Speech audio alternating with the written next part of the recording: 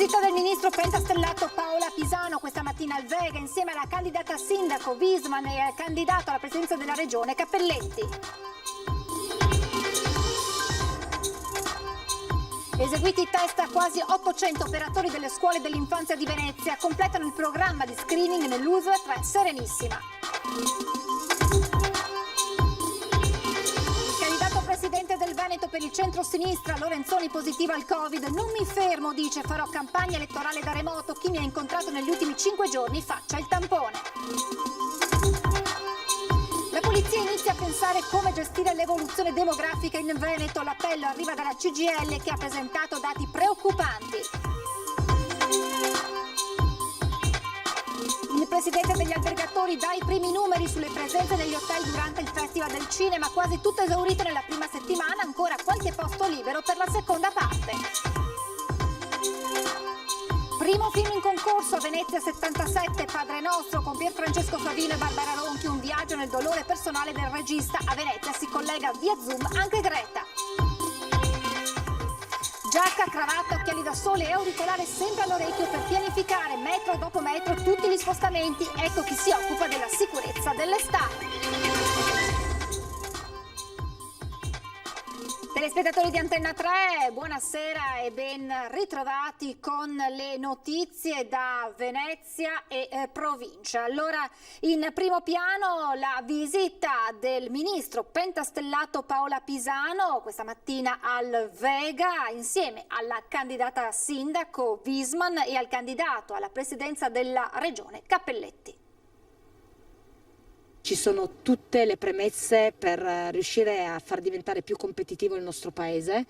Ovviamente c'è tanto da fare, tanto è stato fatto, ma c'è tanto da fare. Il ministro Pisano si è recata in visita al Parco Scientifico Tecnologico Vega, che dopo il lockdown ha deciso di ripartire con tanti giovani che nel frattempo hanno presentato start-up innovative, a partire dal turismo fino all'ambito sanitario. Venivamo anche da 2 metri di acqua alta, quindi ci si dimentica anche questo, quindi Venezia questa botta del virus l'ha presa molto più forte di qualsiasi altra realtà e ci aspettiamo, ce ne sono stati parzialmente, aiuti proprio perché Venezia deve continuare a vivere.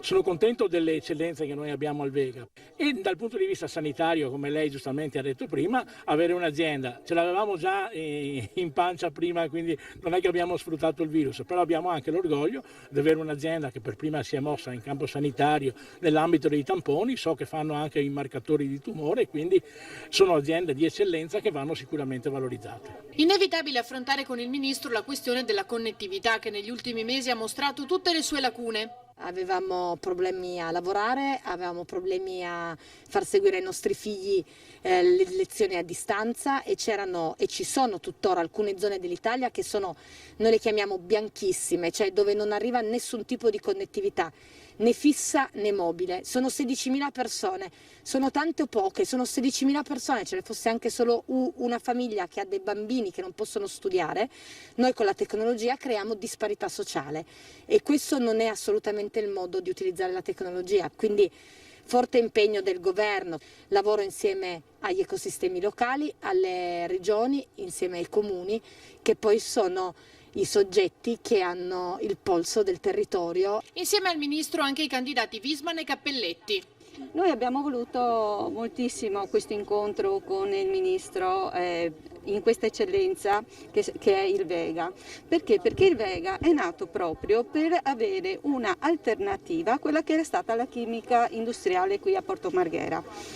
Cosa succede? Che queste start-up, queste imprese hanno l'obiettivo di fare lavoro, di creare posti di lavoro, però queste devono essere create dove l'ambiente è favorevole a avere queste iniziative. Oggi molti imprenditori ci hanno fatto notare che qui abbiamo un crogiolo di idee, abbiamo anche delle tecnologie, abbiamo dei brevetti, però siamo deboli nella fase di industrializzazione, quindi spesso e volentieri i frutti di questa ricerca vengono raccolti dagli altri paesi che o acquistano le aziende che stanno crescendo o comunque ne utilizzano le idee e la creatività. Il ruolo della politica dovrebbe essere quello invece di essere in grado di fornire quegli ausili necessari per riuscire anche a mantenere nel nostro territorio queste aziende. Guardiamo adesso insieme il bollettino di Azienda Zero relativo ai nuovi positivi nella nostra regione. Sono 79 in più rispetto al bollettino di stamane. Complessivamente dunque nelle ultime 24 ore in Veneto si registrano 311 casi positivi al Covid-19. Per quanto riguarda la provincia di Venezia vediamo che sono 6 i casi positivi in più rispetto al report della mattinata, che aggiunti ai 23 di questa mattina sono complessivamente 29 nelle ultime 24 ore, e nelle ultime 24 ore in Veneto si registrano purtroppo 3 decessi in più negli ospedali della nostra regione. E circa 650 operatori della scuola per l'infanzia comunali sottoposti a test anti-Covid a Forte Marghera e altri 130 circa nella palestra comunale di Saccafisola. Si concludono con questa duplice iniziativa speciale organizzata dall'ULSS 3 Serenissima insieme al Comune, le 2 settimane di test sul personale docente e non docente della scuola. Al programma voluto dal Ministero della Pubblica Istruzione, sottolinea il direttore generale Giuseppe Dalben, abbiamo inteso aggiungere questa doppia occasione interamente dedicata al personale degli istituti comunali frequentati dai bambini più piccoli. Per gli eventuali soggetti positivi è stato possibile procedere immediatamente al successivo tampone nasofaringeo per la verifica della positività. Alta l'adesione del personale invitato nelle 2 sedi scaglionate nelle diverse fasce orarie. Con l'esecuzione di questi quasi 800 ulteriori test salgono a 8.000 circa gli operatori del mondo della scuola sottoposti all'esame anti-Covid nelle sessioni di screening. E oggi è arrivata la notizia che anche il candidato alla presidenza della regione per il centro-sinistra, Arturo Lorenzoni, è risultato positivo al Covid-19. Non mi fermo, farò campagna elettorale da remoto, dice. Allora sentiamo le sue parole in questo video registrato proprio poco fa. Cari amiche e cari amici, questa mattina ho fatto un tampone perché avevo alcune linee di febbre e sono risultato positivo al coronavirus. Sono quindi costretto a stare in casa fino a quando il tampone sarà negativo. Io sto bene, a parte qualche linea di febbre di stamattina, ma ora già è scesa, e il mio percorso continua. Avremo una campagna elettorale ancora più diversa rispetto a quella che abbiamo avuto finora, ma non cambiano i contenuti, cambiano solo le modalità. Io raccomando veramente a tutti quanti di essere cauti, di avere una precauzione in più di quelle che ci vengono suggerite, perché evidentemente il virus si riesce a trasmettere anche con modalità che non riusciamo a conoscere. Io ritengo di essere stato cauto, di non avere avuto comportamenti rischiosi, ma evidentemente in qualche modo sono stato contagiato. Quindi la raccomandazione è veramente quella di avere cautela, di usare sempre la mascherina, di non vivere situazioni di rischio, e la campagna elettorale continua, ancora più motivata di prima, se vogliamo, e grazie a tutti quelli che mi stanno sostenendo sono convinto che si farà bene. La cronaca con un incidente stradale accaduto nel pomeriggio in autostrada A4 nel tratto tra San Stino e Porto Gruaro. Una persona è rimasta gravemente ferita. Sul posto sta operando il personale di Autovie Venete, la Polizia Stradale e i Vigili del Fuoco. Autovie Venete ha disposto la chiusura dello svincolo di San Stino in entrata e del tratto San Stino-Porto Gruaro in direzione Trieste. Si registrano code e rallentamenti. E continua a tenere banco nel dibattito politico cittadino il tema sicurezza a Mestre. È durissimo il candidato sindaco di tutta la città insieme, Giovanni Andrea Martini, che parla apertamente di fallimento delle politiche della giunta uscente. Mestre è città in cui la sicurezza non c'è. Le persone hanno paura di uscire di casa E anche il cuore di Mestre, il centro di Mestre, ormai è interessato da fenomeni di violenza. Perfino il cuore di Mestre è diventato invivibile. Non fa sconti Giovanni Andrea Martini, candidato sindaco a Venezia per tutta la città insieme. Eventi come il degrado all'M9 o la rapina nel negozio Caberlotto di Piazza Ferretto rappresentano per Martini altrettanti segnali del futuro che attende anche il centro di Mestre, se non si cambiano queste politiche. Una città, Mestre, che detiene tra l'altro il terribile primato dell'eroina e dei morti per overdose. Nel cortile dell'M9 si è verificato ancora una volta una rissa, minacce al libraio del libro con gli stivali. Tutto questo dimostra il fallimento totale della politica di Brugnaro, che aveva vinto le scorse elezioni proprio sul tema della sicurezza. Martini è durissimo nel dichiarare la sconfitta di una sicurezza che si è voluta basare su ridicole dimostrazioni muscolari, operazioni spot che hanno risucchiato importanti porzioni del bilancio comunale.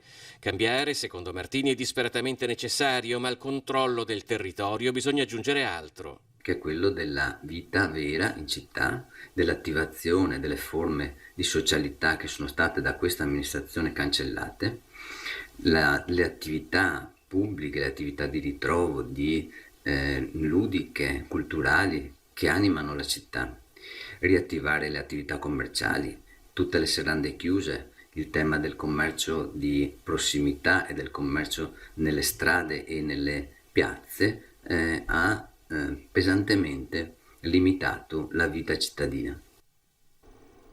Aprire il comune alle categorie economiche e alle professioni è tra i punti programmatici di Italia Giovane Solidale, che candida a sindaco di Venezia Maurizio Callegaro. Tra le priorità anche una nuova politica che accompagni i giovani dalla scuola al mondo del lavoro.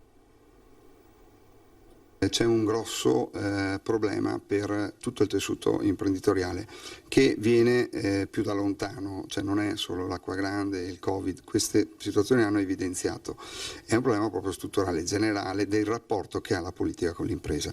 C'è un rapporto forse di conflittualità. Ecco, noi vogliamo costruire quella politica che oggi non c'è e che siamo convinti sia la politica che serve. La crisi economica di Venezia, Mestre e Marghera viene da lontano, da troppi anni di immobilismo o di scelte sbagliate della politica. Per questo Maurizio Callegaro, candidato sindaco per Italia Giovane e Solidale, propone un'alleanza tra politica ed economia a tutti i livelli e con tutte le categorie, quasi una sorta di seconda camera da affiancare al Consiglio Comunale di Cafarsetti. È uno strumento di concertazione con tutte le categorie del territorio che rappresentano le grandi categorie di lavoro, no? Di occupazione, di sviluppo e di impresa. Noi abbiamo l'idea di rendere pubblica ogni seduta della Giunta del Consiglio su internet, quindi aperta a tutti i cittadini e aperta ai rappresentanti che invece si siedono all'interno del Consiglio e discutono. Questo per avere una massima trasparenza, per evitare che possano esserci magari delle prese di posizione che favoriscono più una parte. Al rilancio dell'economia è strettamente correlata la questione dei giovani, spesso in balia del precariato. Il Comune, dice Callegaro, deve invece prendere per mano i giovani e accompagnarli dalla scuola al mondo del lavoro. Ci deve essere questa solidarietà che consenta loro di incubare fin dai tempi dello studio, dell'università, già una visione dell'impresa per chi ha la peculiarità, è una visione quasi steineriana, di sviluppare la propria capacità imprenditoriale o la propria capacità di bravo operatore. La politica inizi a pensare come gestire l'evoluzione demografica in Veneto. L'appello arriva dalla CGIL, che ha presentato dati preoccupanti. Le tendenze demografiche della nostra regione sono estremamente preoccupanti, disegnano sostanzialmente un Veneto in declino. Nel 2030 noi avremo 1,5 milioni di over 65 in Veneto e soltanto 500.000 ragazze e ragazzi. La CGIL ha presentato gli ultimi dati sull'andamento demografico, sulla condizione degli anziani, sulle prospettive delle nuove generazioni. Tra 10 anni si prefigura infatti un indice di invecchiamento dagli attuali 178 a 260 anziani ogni 100 giovani. La popolazione anziana in Veneto rappresenta ormai il 20%, oltre 400.000 persone, di cui più di 100.000 non autosufficienti. 1 su 4 sopra gli 80, la maggior parte donne. Da qui un messaggio alla politica.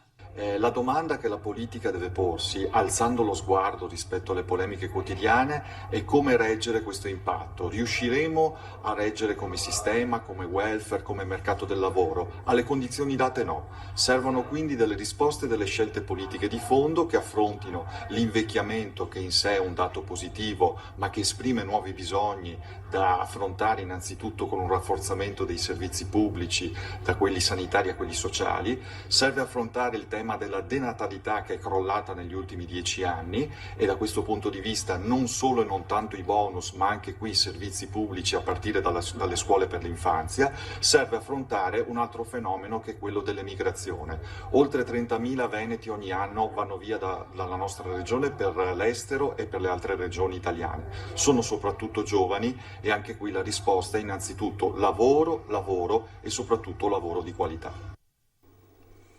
Il presidente degli albergatori dà i primi numeri sulle presenze negli hotel durante la mostra del cinema di Venezia.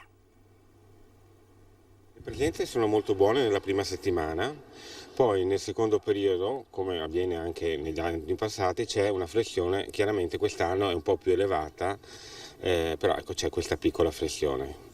Chiaramente siamo molto contenti di come stanno andando le cose, non potevamo aspettarci niente di più di quello che è stato, per cui siamo molto contenti del presente e devo dire però un po' preoccupati per il futuro, perché dopo la mostra del cinema le prenotazioni stentano ad arrivare. Io direi 75%, 80% di occupazione tranquillamente, per cui comunque è una situazione molto positiva dato il periodo. C'è stato un momento in questi mesi scorsi che temevate che la mostra non fosse fatta?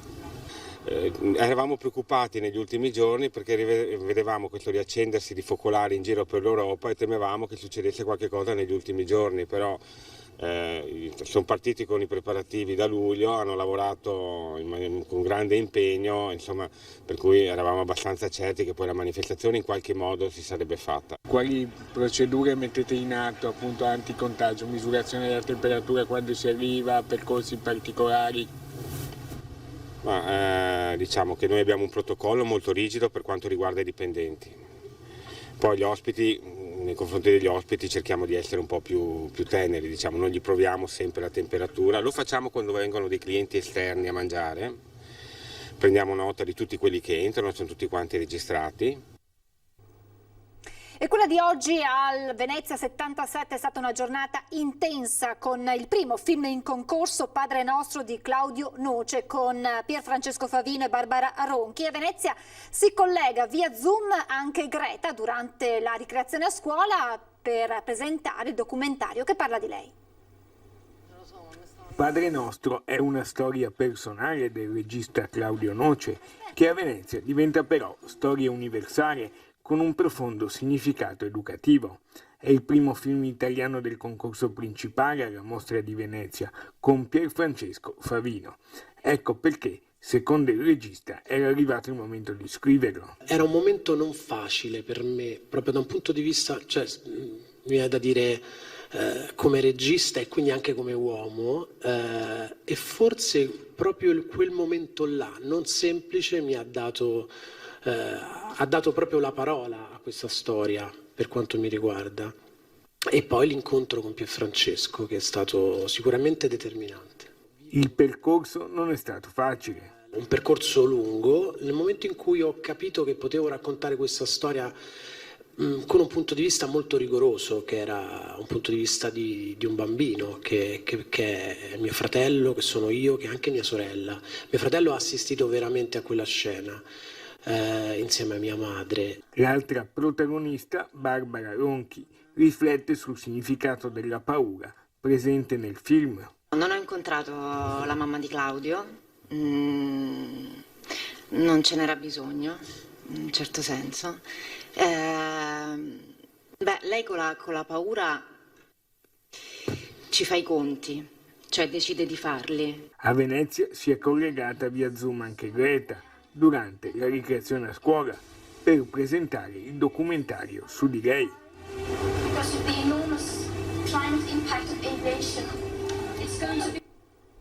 E con le nostre telecamere siamo andati a conoscere il personale che si occupa della sicurezza delle delegazioni presenti alla Mostra del Cinema. Al Lido sono più di 60 a garantire la sicurezza dei divi durante la Mostra del Cinema. Giacca, cravatta, occhiali da sole e auricolare per garantire la sicurezza. Per privacy e discrezione li presentiamo solo col nome di battesimo. Ecco com'è la giornata vicino alle star. Ci tengono anche a stare in mezzo alla gente e a farsi vedere dalla gente.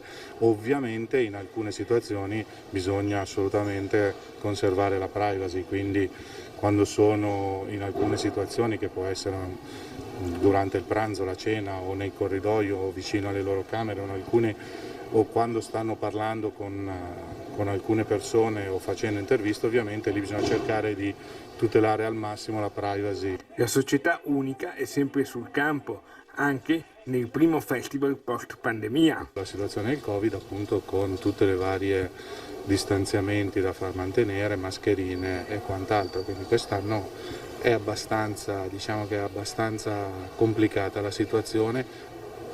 Fortuna vuole per il nostro settore che c'è un po' meno gente, quindi risulta più gestibile il flusso. In tanti anni di mostra, Clooney Canalis la coppia più difficile da gestire?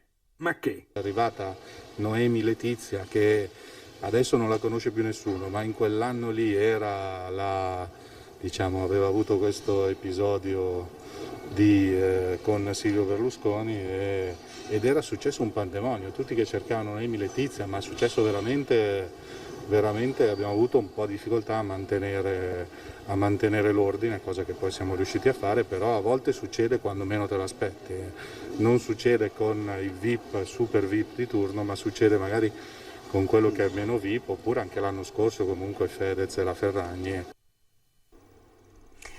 Siamo in chiusura, come sempre vi lascio le previsioni del tempo, grazie per essere stati con noi e buona serata.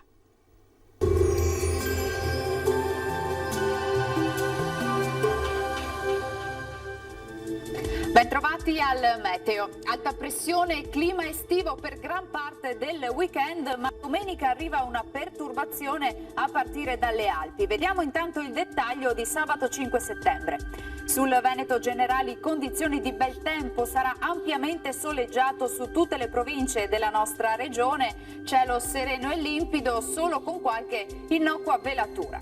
Temperature gradevoli, minime fino a 19 gradi, valori massimi compresi invece tra i 27 e i 30 gradi all'incirca. Ci spostiamo ora sul Friuli Venezia Giulia, dove avremo tutto sommato la stessa situazione con sole prevalente, tempo asciutto e stabile con cielo sgombro da nubi. Temperature minime tra 15 e 20 gradi, massime sui 26-29 all'incirca. Uno sguardo infine alla situazione del Trentino Alto Adige, sempre tanto sole ovunque, qualche addensamento sui settori di confine con occasionali acquazzoni. Temperature minime sui 16-17 gradi, massime invece intorno ai 29-30 all'incirca. Dal meteo di Antena 3 per ora è tutto, grazie per l'attenzione e arrivederci al prossimo aggiornamento.